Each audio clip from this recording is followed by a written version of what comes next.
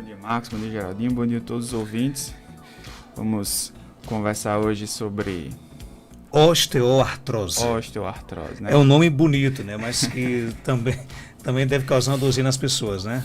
O primeiro, falar o que a gente estava conversando aqui em off, antes de começar o programa, que é muito comum o paciente chegar no consultório e falar: doutor, eu tenho artrose, osteoartrose, artrite. Hoje em dia se convencionou, no meio médico, de colocar tudo num bolo só. Tudo a gente considera como osteoartrite, que seria, ao pé da letra, a inflamação articular do osso, né? Que é muito comum, né? A partir dos 50 anos a gente começa a sofrer um processo natural de desgaste da cartilagem. A gente vai tendo um processo de substituição da musculatura por gordura. A gente vai tendo enfraquecimento dos ligamentos, dos tendões. Isso vai causando uma sobrecarga na articulação, na cartilagem e no osso. E essa sobrecarga muitas vezes gera o desgaste. E esse desgaste vai gerar o processo inflamatório e vai desenvolver a osteoartrite, né? A osteoartrite, outra coisa que o pessoal fala muito é a questão de família, né? Toda a minha família tem problema no osso. Minha mãe morreu de artrose. Ninguém morre de artrose, de osteoartrite. A pessoa pode morrer com osteoartrite. Não é uma doença, não é um problema, uma patologia que vai matar. O que ela vai causar é dor. E não tem uma relação direta familiar, tem uma relação direta com a idade. Geralmente, dificilmente você vai encontrar uma pessoa acima de 60 anos que não tenha algum processo de osteoartrite em alguma articulação. Quais as articulações que seriam mais frequentes a gente ter um processo de osteoartrite? Joelho, coluna, quadril, mãos e pés. Isso é o que tem mais. Pode ter no tornozelo, pode ter no ombro, mas são mais as articulações de carga e as mãos, que é muito comum. Agora, por exemplo, com relação a essa questão que na verdade, o que é que causa uma osteoartrose? Você já nasce com essa, se candidatando a ter isso, ou você vai adquirindo ao longo de sua vida? Como é que é esse processo? A gente vai adquirindo ao longo da nossa vida, né? A gente vai ter dois tipos de artrose, de artrite. A gente vai ter a artrite primária, que é o próprio desgaste natural, né? Você tem o osso e por cima do osso, toda a articulação, ela tem uma capa de cartilagem recobrindo. Essa cartilagem, ela vai funcionar principalmente como se fosse um amortecedor.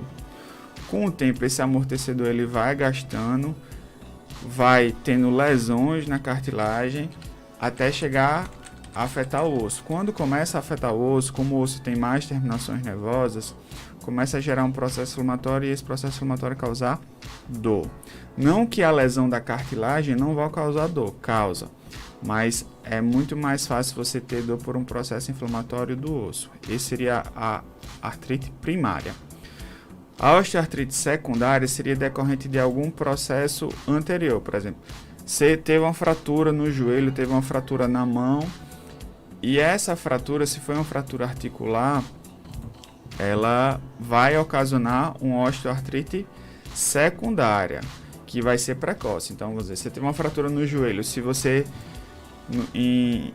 normalmente você começaria a ter um processo de artrose entre 50 e 60 anos, se você tem uma fratura de joelho quando jovem, você tem uma chance maior de você ter essa artrose mais precoce. Aí já seria uma artrose secundária, decorrente de um processo de fratura. Outra coisa que pode causar uma artrose secundária é alguma artrite reumatoide, alguma doença reumatológica autoimune que você tenha desde a infância que provoque essa artrose secundária.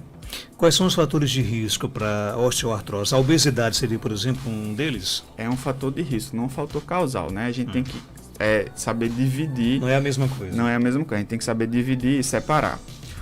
Quando a gente fala que é fator de risco, quer dizer, se você tem aquela condição, ou seja, se você está obeso, está acima do peso, você tem um risco maior de desenvolver o processo da artrose.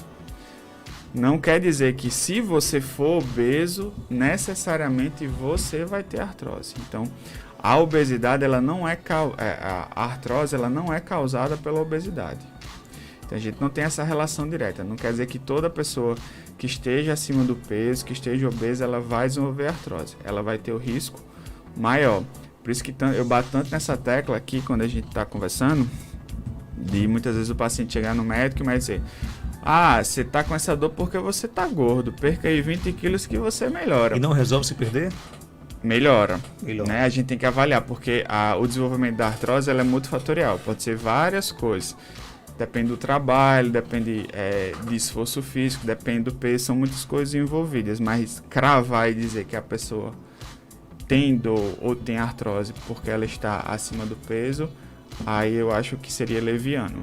Agora, acidentes, por exemplo, que as pessoas acabam sendo vítimas, podem também ajudar a pessoa a ter artrose ou não?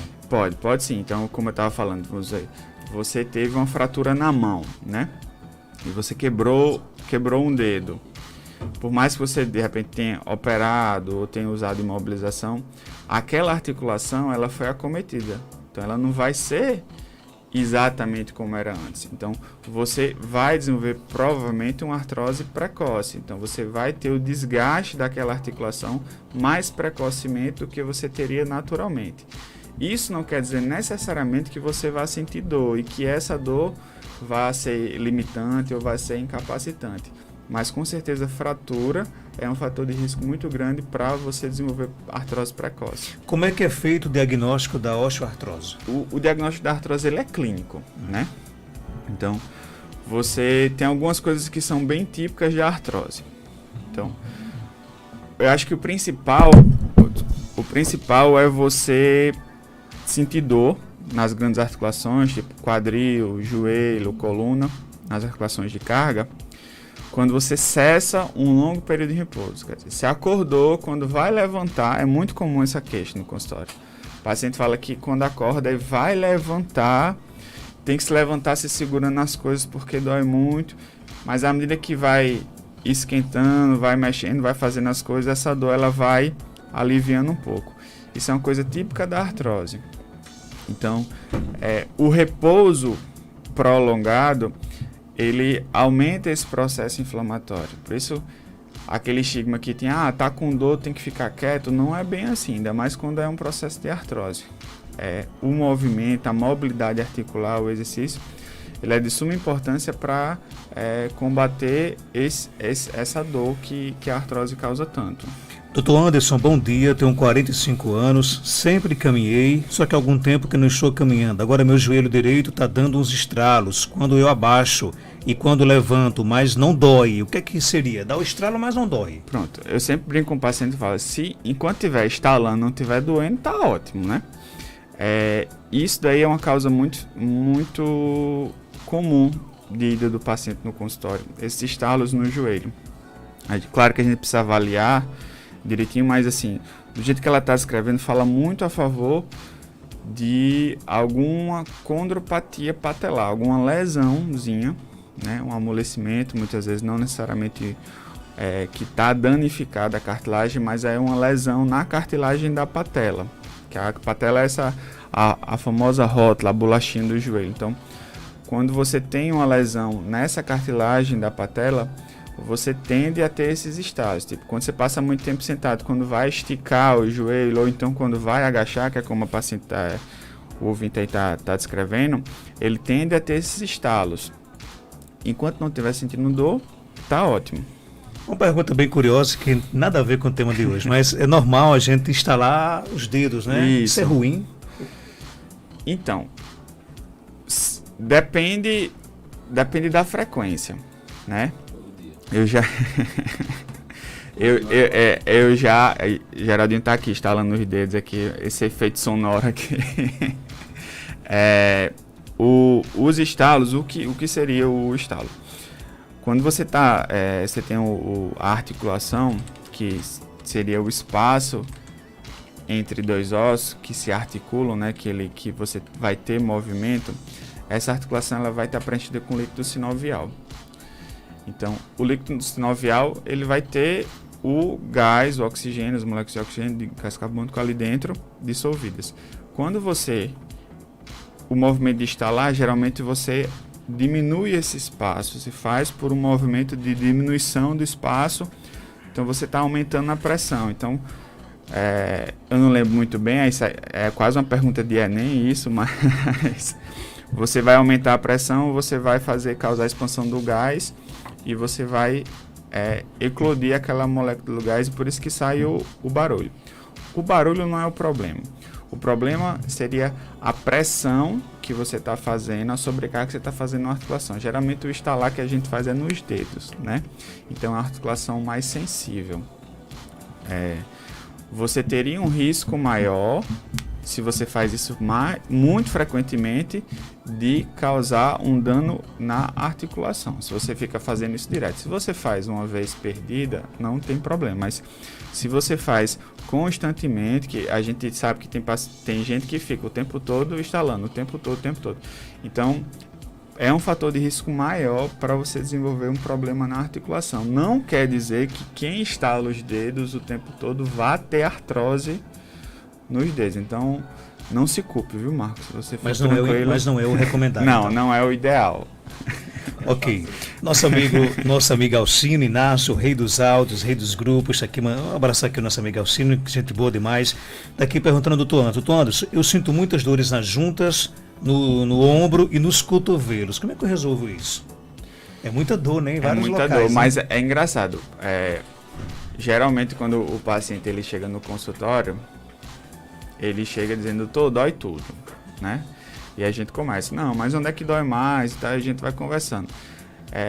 A gente tem um hábito de automedicação. Então, quando a gente sente uma dor, a gente costuma já se automedicar. E se a dor não melhora, a gente vai deixando para lá. Então, a gente deixa muitas vezes para ir para o médico depois que está doendo realmente tudo está incomodando. A gente tem, no caso dele, a gente teria que avaliar, ver a questão da idade, né? Ver que tipo de dor é, porque assim, ele fala, tem dor no ombro, tem dor no cotovelo. Às vezes isso pode ser um processo inflamatório nos tendões. Ele pode ter uma tendinite no ombro, ele pode ter uma tendinite no cotovelo. São articulações, ombro e cotovelo, que geralmente as causas de dor são causas inflamatórias dos tendões e dos músculos. Não costuma ser uma dor articular em relação à questão de artrose. Outra coisa que a gente tem que ver também, se o paciente não tem, por exemplo, uma artrite reumatoide, alguma doença autoimune que cause a deterioração do osso, da estrutura articular. Então, em a gente afastando outras patologias, né, a gente vai avaliar a questão do tendão, do músculo, dos ligamentos e do osso. Então, no caso dele, de ombro e cotovelo, fala mais a favor de processos inflamatórios nos tendões, não tanto do osso, não tanto de artrose. Mas é bom ele se cuidar, né? É bom, deve se cuidar, e o que eu sempre falo aqui nos nossos encontros é que o melhor tratamento é a prevenção. E a melhor prevenção é com atividade física. Ok, tem mais áudio aqui chegando, bom dia. Bom dia, Marcos Danta. Eu gostaria de saber de você, meu marido ele tem 43 anos. Aí ele apareceu com um problema agora que as juntas ficam inchadas. Do nada, ele tá bonzinho, do nada incha a junta do osso. Quando não é na perna, no joelho, é no pé. E muita uma dor forte mesmo, que tem vezes que ele vai pro posto tomar injeção que não aguenta. E que nem uma quintura, como se fosse no osso, sabe? Ele toma remédio de pressão. É hipertenso. E aí, doutor Anderson? Pelo que ela está descrevendo aí, uma coisa que é importante a gente afastar nesse caso é a gota. A gota é uma doença que ela é caracterizada pelo depósito de ácido úrico. Então, muitas vezes o paciente, quando faz uma ingesta de uma comida que a gente chama carregada, né?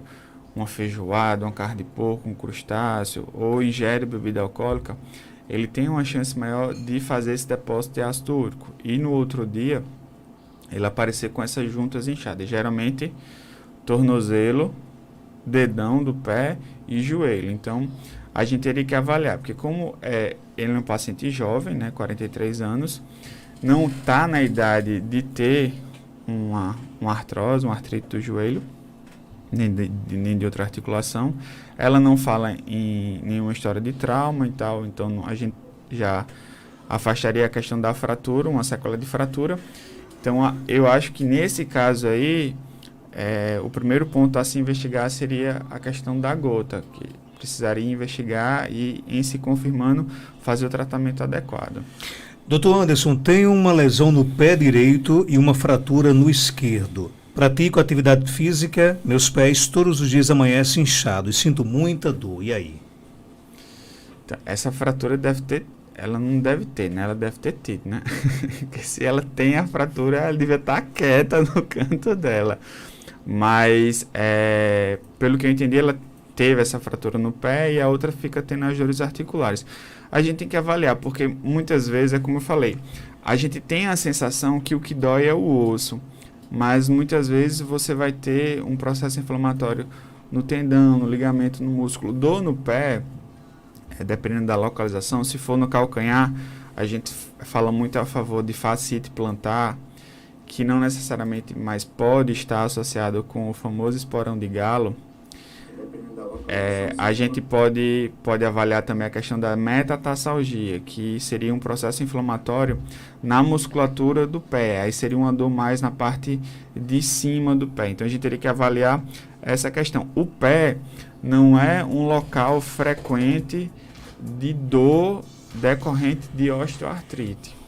Então, o pé também fala mais a favor de um processo inflamatório dos tendões, dos ligamentos das faces. Então, a gente teria que avaliar. Mas eu fico feliz do paciente, mesmo sentindo dor, ele manter essa regularidade na atividade física. Então, ele está no caminho certo. Não faz mal nesse caso? Não, porque assim, provavelmente a atividade física, ela não... essa dor que ela está sentindo, ela não está sendo numa intensidade que limite ou impeça ela de fazer atividade física. Então é importante. Mas se ela está sentindo dor, acho importante ela passar por uma avaliação para a gente fazer uma adequação para que ela não sinta mais a dor. A pergunta agora vem da nossa ouvinte Cida, lá de Equador. Doutor Anderson, tenho um esporão de calcânio e quando faço caminhadas os pés ficam doendo muito. Devo continuar caminhando mesmo assim? Olha aí. O esporão de calcânio, que é o que o povo chama de esporão de galo, ele é uma causa muito frequente de dor no pé. Então, uma característica muito comum do paciente que tem o esporão é dizer: doutor, quando eu acordo e coloco o pé no chão, é a pior dor do dia. Então, isso é típico de quem tem esporão.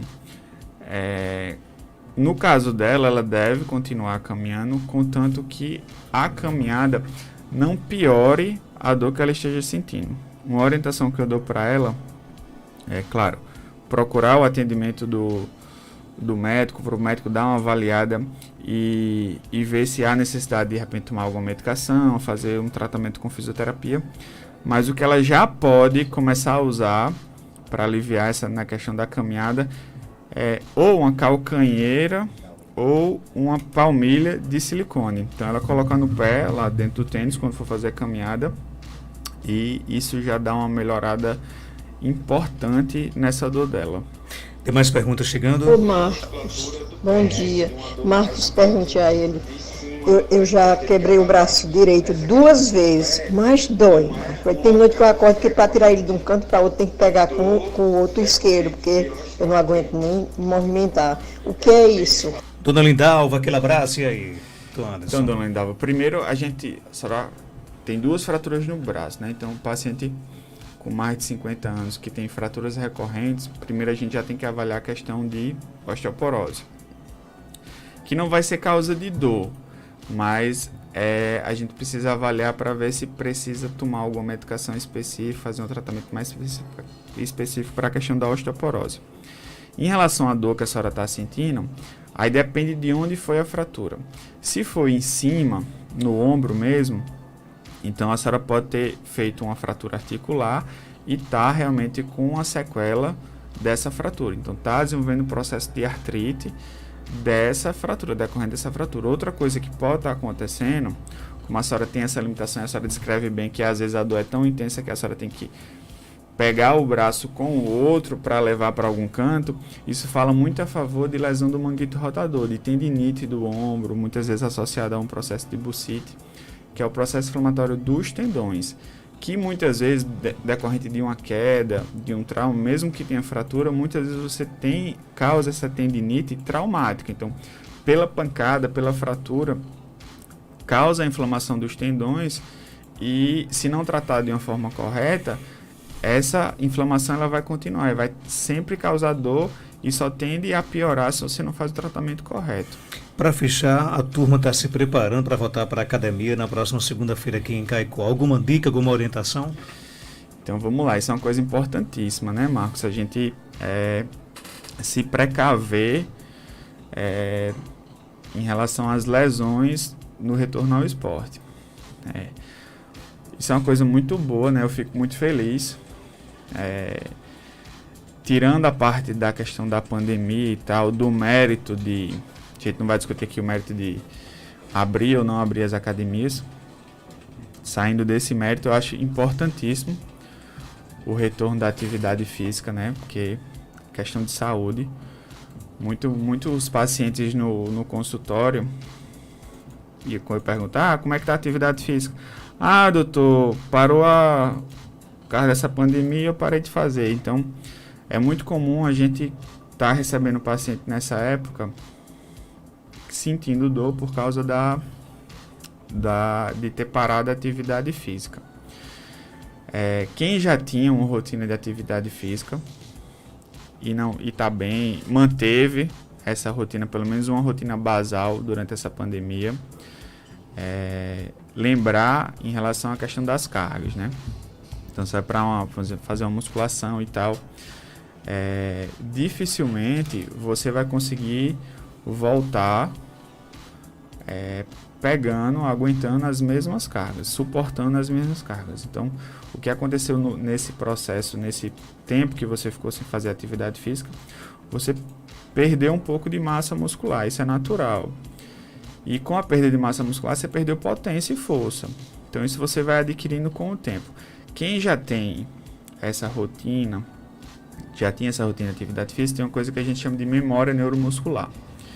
Que o corpo, ele sabe, ele tem essa memória que você já fez uma atividade física, então a readaptação ela é muito mais rápida.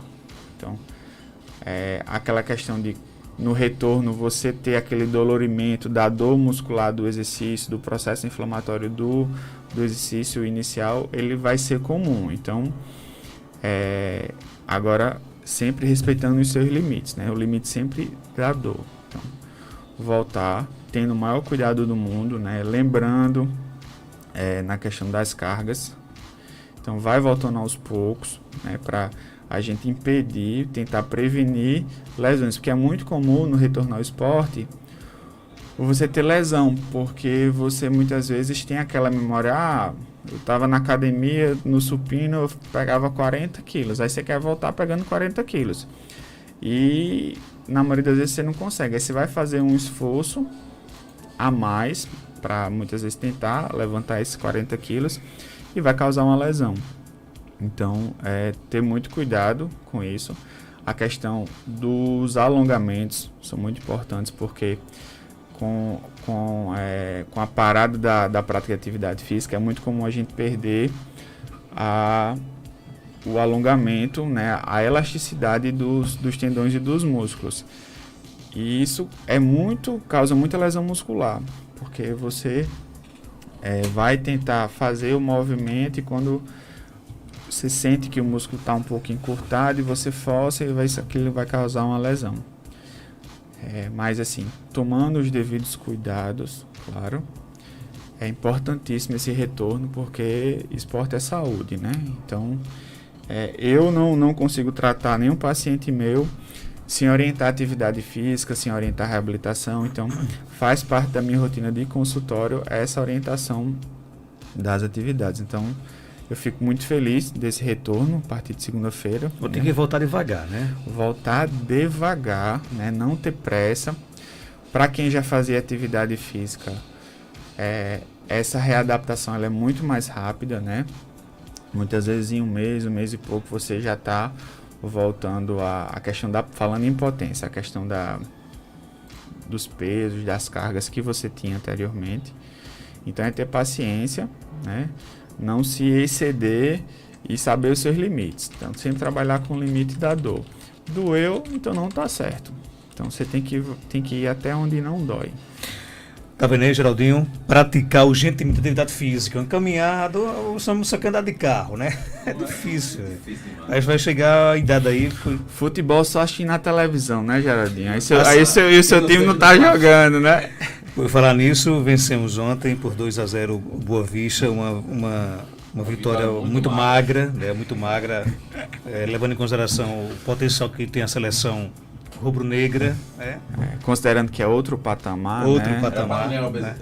Mas isso com certeza vai dar certo. Doutor Anderson Sérgio, ele é médico ortopedista, está na Clínica São José, na Rua Terezinha Leite, 1883, bairro Penedo, aqui em Caicó. Telefones 992 35 72 56, 999 92 29 23. Doutor Anderson, obrigado por sua participação aqui no nosso programa. Obrigado aí, Marcos, obrigado, Geraldinho e todos os ouvintes. Agradeço mais uma vez a oportunidade. Mandar aí um abraço novamente para minhas filhas, Letícia e Marina, minha esposa Ariane, que estão em casa escutando. Um beijão aí. Tomando café certamente, uma hora dessa, né? Já tomaram, eu tomei hoje, fiz questão de acordar todo mundo cedo para tomar café comigo para vir para cá. Deixa bom, doutor. Um abraço aí para toda a sua família. Grande profissional, 8 horas e 20 minutos. Deixa eu trazer aqui a participação